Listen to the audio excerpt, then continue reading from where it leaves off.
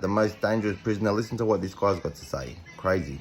One of the most dangerous prisoners I ever met was a guy I was celled up with in 2016 called Christopher Holland. He'd been convicted of rape, but he was being held for the manslaughter of his 3-month-old child. Now, as far as crimes go, committing offences against children, causing the death of his own child is about as low as it gets. The 3-month-old baby had 32 fractures, which included 7 to the skull, almost a dozen broken ribs and a broken femur. Now, to do that to a 3-month-old defenceless baby is probably about as bad as it gets.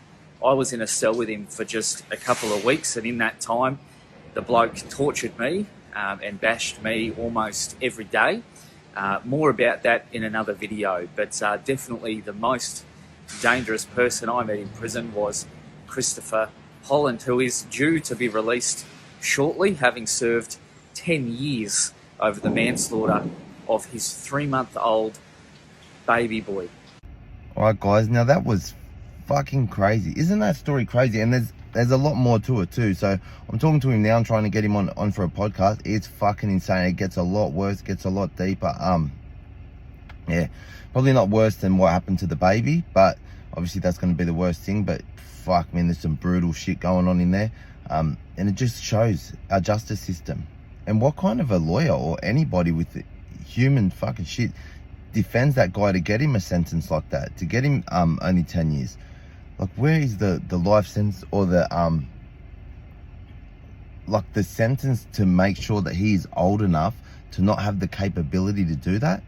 You know what I mean? Like, he shouldn't be let out unless he's in a wheelchair or on a walking stick or something like that, you know, and fucking highly monitored in a fucking secure place, a retirement home or some shit like that. Like, he could still hurt someone there. Like, people like that, fuck man, I don't even know what to say, mate. To have the capability to do that to a baby is fucking beyond anything, you know. And then even the stuff that's happened with Shane in the cell, fucking crazy, and the shit he told me as well.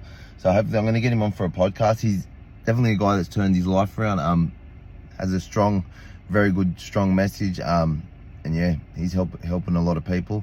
So yeah, these are the type of people we want to speak to, these type of people we want to see, and these are the type of people that have that mentality that these youth, and even the older people, you know, because the older people too, that are still in that life, it's not just about helping the youth. It's not too late for the older people. I turned it around in my mid to late 30s, so even though I'm only 21, I'm winking if you can't tell. Anyway, have a good day, everyone. Do something nice for somebody. Stay tuned, subscribe, like, drop a super like, join members, and let's get it going. Let's smash this channel out there. Spread the message. You can go now.